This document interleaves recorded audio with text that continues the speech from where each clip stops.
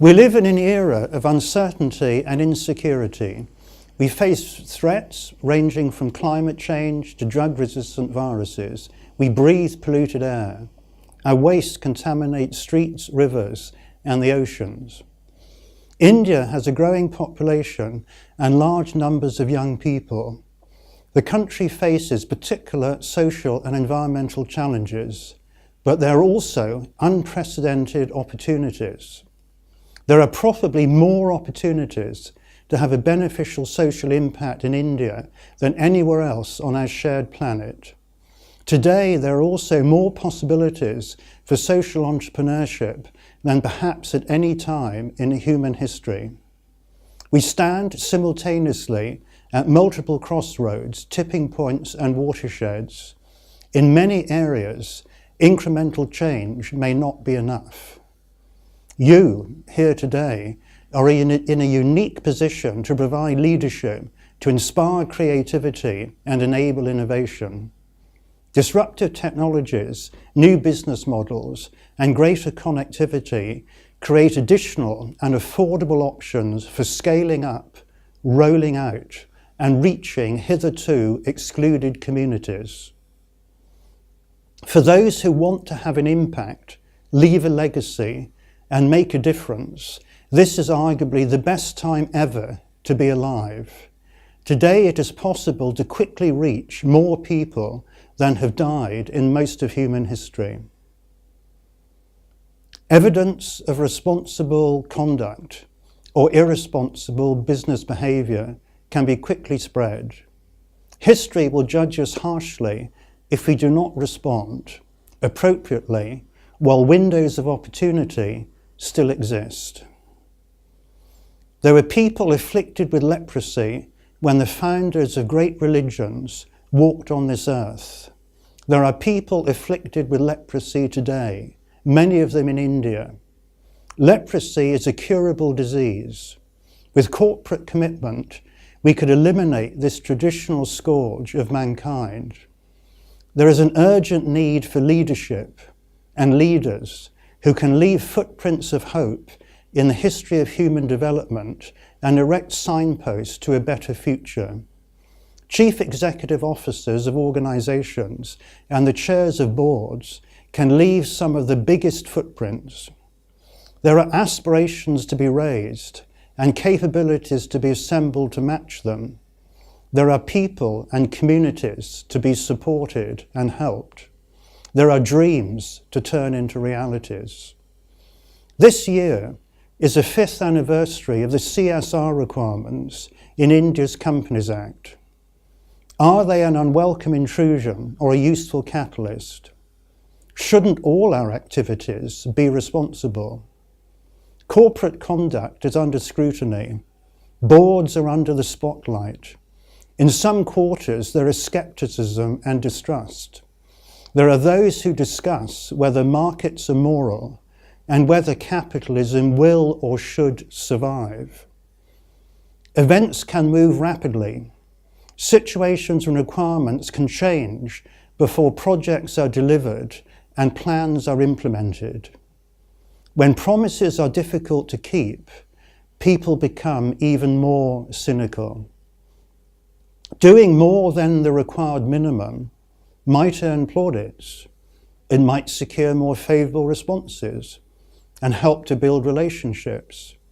However, doing more also raises the question of where, more for whom, in what circumstances, and to what extent, and the issue of cost effectiveness.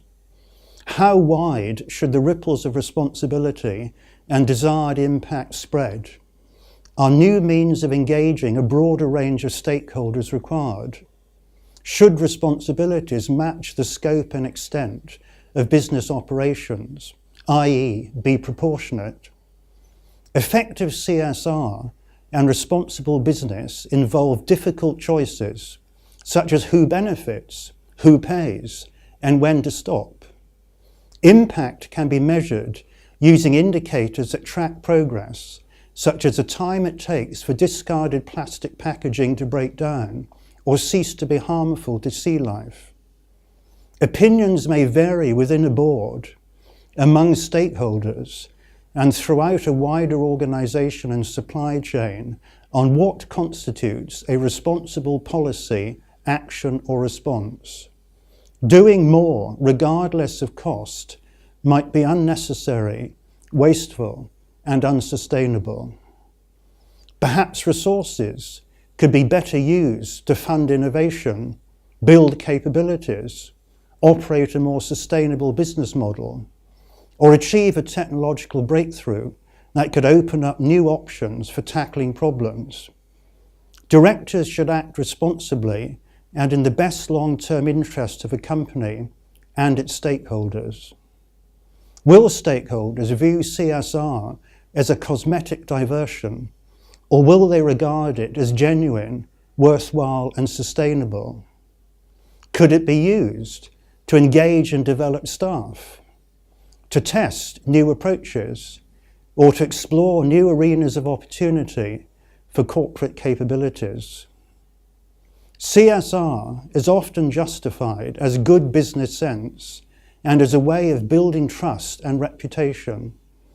If it enhances social performance, increases commitment, and stimulates creativity, maybe the relevant elements of it should become core business. You are special people. You here today can be in the vanguard of reconnecting, refreshing, and reinventing. You can champion responsible business leadership. You can exude caring capitalism. Your enterprises and foundations can build bridges with excluded communities and between the generations and the public and private sectors. They can replace anxiety with hope by helping those who fear certain developments to identify the possibilities they create and to benefit from them. Successive generations of entrepreneurs and business leaders have made a massive contribution to exploration, discovery, development, knowledge and wealth creation. Many of them were trusted and greatly respected during their lifetimes. The influence of past giants underpins many valued aspects of contemporary societies and international civilization. Today we need new heroes. We need many of them. Opportunities to excel and to help others are being democratized.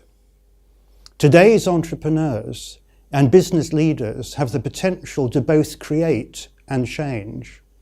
While there are challenges, there are also many ways of being responsible, having a beneficial social impact, and restoring trust and respect in business, corporate leadership, enterprise, and entrepreneurship. I see growing quantities of rubbish being washed up on our beaches. I've driven through abandoned wastelands that used to be lush rainforests teeming with life. I have seen the mutant children that a constant fog of pollution can produce. I have seen starving children fighting with a pack of wild dogs for a dead rat. I have visited war zones. I have survived incidents that have taught me how fleeting life can be and how precious it is. Don't waste a second of your time or that of the people for whom you are responsible on trivia or the transient. Don't lurk behind imaginary prison bars or be limited by dated assumptions, ingrained habits, or past experience. Don't let negative instincts, risk aversion, or a compliance culture snuff out ideas or limit imagination. Incurring risk is evidence that you are alive and trying to accomplish something. Make sure that creativity, innovation and entrepreneurship are helped rather than hindered by corporate policies and practices. Ensure they are focused, relevant and sustainable. Revisit your visions, missions and objectives. Are they and your strategic direction still current? Regularly review your aspirations to ensure they reflect new possibilities and still inspire. Be balanced and fair. Be wary of departmentalism standard models and vested interest. Develop approaches that are relevant for what you are setting out to do, appropriate for your situation, and right for your stage of development. They should benefit customers, clients, and communities. Be curious, be open-minded, flexible, and receptive to new ideas. Encourage diversity, questioning, and challenge. Be more inclusive. Engage in co-creation with relevant stakeholders. Where responsible business activities are more cost-effective than public provision, they could lead to a new division of responsibilities and open up new arenas of opportunity for social enterprise. Our event today is graced with business and thought leaders. Learn from them and from each other. Don't miss opportunities. Live your life now so that in future you will have few regrets. Don't limit yourself to particular projects. Try to ensure that all corporate conduct and activities are acceptable, appropriate, and responsible. Rather than decorate the icing, put the emphasis upon improving the cake. My thanks to India's CSR for being such a strong advocate and consistent champion of what we do and what we aspire to do. My congratulations to all of today's award winners for their achievements. My best wishes to them, to all of you, and to the wider membership of the India CSR network. I salute all of you for caring and for being proactive.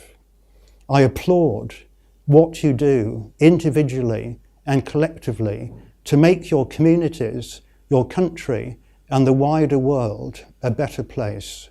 Thank you. Thank all of you.